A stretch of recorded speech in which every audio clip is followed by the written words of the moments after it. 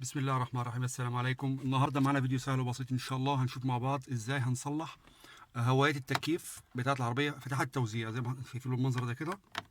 الريش كلها تقريبا سايبة وفكة واقعة على جنب.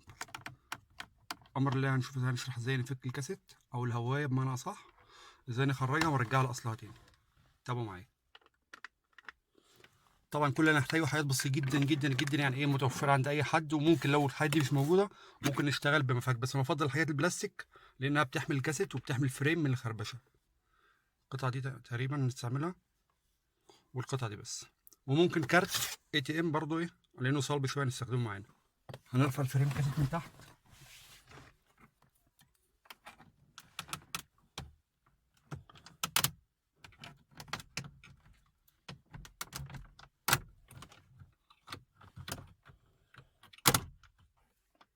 نفس الكلام من الناحيه التانيه. هنلاقي الكاسيت خرج معانا بكل سهوله، او الفريم ده طبعا بالنسبه للكاسيت الاوريجينال او اي كاسيت متغير. كليبس، كليبس فوق هنا، كليبس في الجنب. مجرد ما بترفعه من تحت من هنا او من الجنب ده، نفس الكلام في الجنب ده،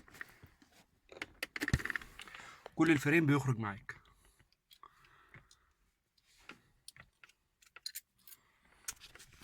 هنفصل كابلات الاشاره، انتظار. طبعا كل ده مفيش فيها ولا مسمار، الفريم كله مفيش ولا مسمار. حتى الهوايه بتركب بكليبسات كبس زي هنا، كليبس هنا، هنا، داير قدام حوالي 5، وورا تقريبا حوالي 4. بس اهم حاجه نكون بس بالراحه عشان لو في كاس تاتش ولا حاجه ما تاثرش معانا. نبدا بالراحه نفك الفريم. طبعا مجرد ما هنرفع هنلاقي الريشه دي فلتت معانا.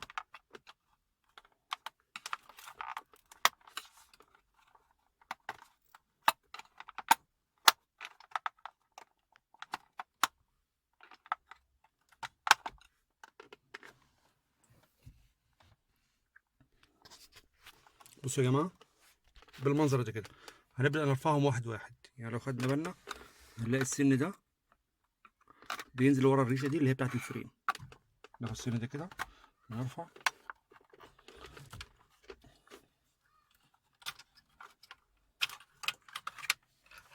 نفس الكلام معانا في الجزء اللي ورا.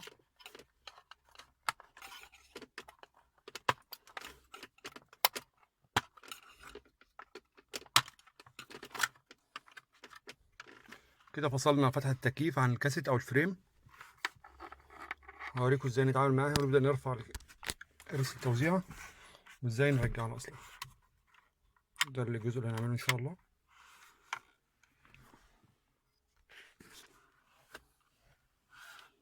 هنلاحظ هنا في كعب هنا زي ترس كده تقريبا، او كعب حته فلين مطاط، هي اللي ماسكه بس الشبكه الخارجيه لانها بتتفكش من ورا. طبعا الجزء ده مدينا تحت الفريم، فمضطرين للاسف ان نفك دي كلها عشان نقدر نوصل من هنا بالفريم. بالراحه بس هنرفعها كده، مفك او اي حاجه صغيره هنرفع بالجنب بالراحه كده. هنلاحظ الجزء ده كده خرج معانا.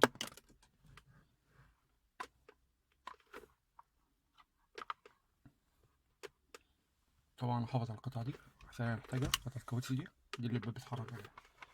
طبعا بعد ما فكينا الهوايه الجزء ده مهم جدا، تقريبا هو الصايد، هو سبب المشكله كلها. القطعة دي مهمة جدا يا جماعة، لو ضاعت فخلي بالكم منها جدا، ممكن تسقط منك تحت الطابلوه، ممكن في حتى تكييف، فايه نبقى حريصين جدا واحنا بنرجعها. طريقة تركيبها سهلة جدا جدا جدا.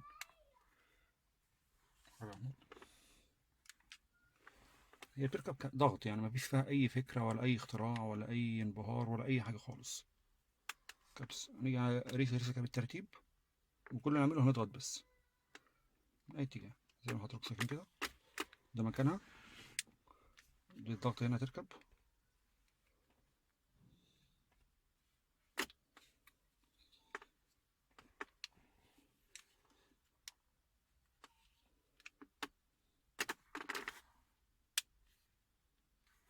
بس كده يبقى رجعت لأصلها، رجعت لمكانها، كلها راكبة. مفيش فيها اي فكره ولا اي اختراع، هي بس عيبها الوحيد ان هي ضعيفه، فسهل ان هي تفك بس لو اي طفل دخل ضغط على الريسه جوه. كده هنبدا نرجع حاجه لاصلها بقى. طبعا نفس الطريقه فكينا بيها، الموضوع سهل يعني، مفيش اي برضو اي فكره ولا اي اختراع. ده الكعب اللي بيركب عليه المفصله، باب الريشه كلها برجعه مكانه هنا كده. وبنبدا نثبت في البنزل الاول الجنب ده، ونحاول نركب قطعه الكاوتش دي مكانها. هي طبعا معموله تجويف مربع زيها بالظبط، بس كده يا جماعه رجعت مكانها، مفيش فيها اي مشكله، شغاله زي الفل فوق تحت، مفيش فيها اي مشكله، شغاله راجع اصلا. هنبدا بقى زي ما حضرتك شايفين، نبدا بقى نرجع كل حاجه اصلها. طبعا التركيب اسهل من الفك بكتير، يعني المفروض العكس المفروض العكس، هنا التركيب اسهل من الفك بمراحل يعني. طبعا احنا فكينا الفريم كله بالشاشه بالكاسيت بكله، علشان ايه يبقى الموضوع سهل معانا، مفيش فيه اي قيود في الحركه. هنبدا نرجع الحاجه لاصلها. طبعا بس نتاكد بس ان البوابه شغاله معانا قبل ما نقفل. تمام، مفيش اي مشكله. ممكن واحنا فاكين القطعه دي لو في اي مشكله ممكن نغسلها عادي جدا جدا جدا بالميه بصابون، ونرجعها مكانها عادي، مفيش فيها اي مشكله. هنبدا نرجعها لمكانها. طبعا مفيش فيها اي فكره. هنتاكد بس ان الريش دي تدخل في الفتحات الفجوات دي من فوق بشويش، ثبته في مكانهم.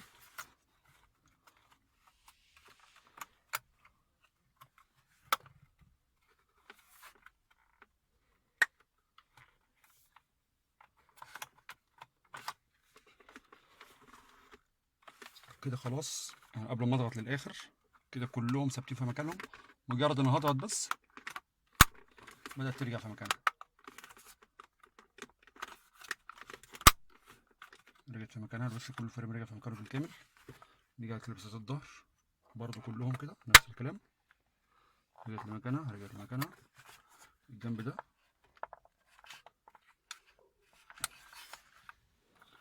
كده كله رجع لاصله معايا، الوش رجع لطبيعته،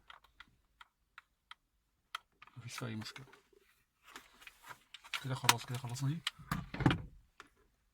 طبعا بالنسبه للهوايه اللي على اليمين لو فيها اي مشكله برضو نفس الطريقه بنشتغلها معاه، بس الفرق كله ان عشان نفكها في مسمار هنا رئيسي هوري حضراتكم. هو اللي ماسك الجنب ده كبدايه. مفك نجمه، كل اللي يحتاج مفك نجم زي ده كده، مش مفك صليب عادي، مفك نجمه. المسمار ده نفكه بالراحه. طبعا بعد ما فكينا المسمار هنبدا بشويش، نبدا برضو نفس النظام. هنرفع من الجنب ده من تحت من هنا كده،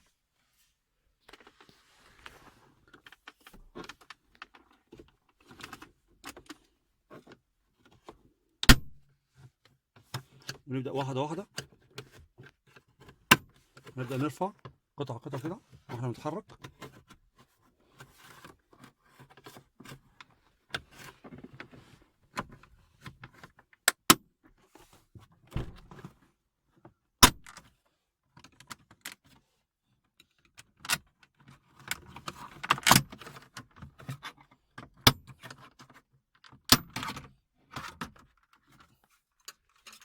برضو الجنب ده كله يا جماعه كله كليبسات، مفيش اي مسامير خالص، غير هو المسمار الوحيد اللي كان موجود معانا هنا تحت الفريم الاساسي. كله كليبس كليبس كليبس. نفس الكلام، نفس اللي عملناه هناك هنعمله هنا، يعني ده حتى فيها كليبس واحد او اتنين من كل جنب تقريبا. الجنب ده الجنب ده واحد ورا. نفس اللي عملناه في دي هنعمل، بس انا مش هضطر افكها يعني لان هي مش محتاجه يعني. هنفكها وبنفس الكلام هنفكها من الوش ونرجع كل حاجه اصلها ونرجعها المكان بنفس الطريقه. بس انا فكيتها عشان اوريها لحضراتكم زي ما نفك الجنب ده برضه. هرجع كل حاجه اصلها مع بعض. بسم الله. طبعا التركيب يعني اسهل حاجه اخترعوها التركيب بصراحه. مجرد ما تضغط عليها اتاكد ان كل حاجه رجعت مكانها كده تمام، اي مشكله رجع مكانه كده خلاص. ركبنا الجنب ده تمام، مفيش فيه اي مشكله. هنبدا نجمع الوش. نركب الاول فيش الكاسه الرئيسيه، نتاكد بس ان الكابل راكب كويس قبل ما اقفل. فيش الاشارات نركبها.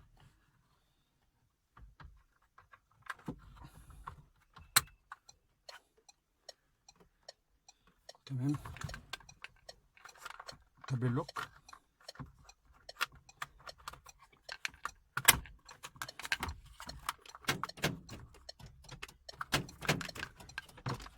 نبدأ نرجع كل حاجة مكانها نفس الطريقة بالظبط. يعني ضغط، نحاول بس نسنتر الوش ونبدأ نضغط بشويش فوق،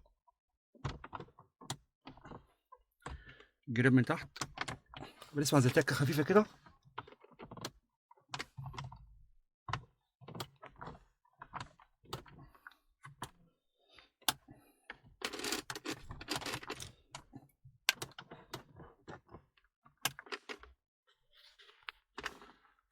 كده بالشكل ده الفريم رجع معانا ورجع لطبيعته، مفيش اي مشكله، الهوايه اتصلحت، موضوع سهل وبسيط جدا جدا جدا. كده يبقى خلصنا فيديو النهارده. لو عجب الفيديو اعمل لايك واعمل اشتراك للقناه. شكرا لمتابعتكم والسلام عليكم ورحمه الله وبركاته.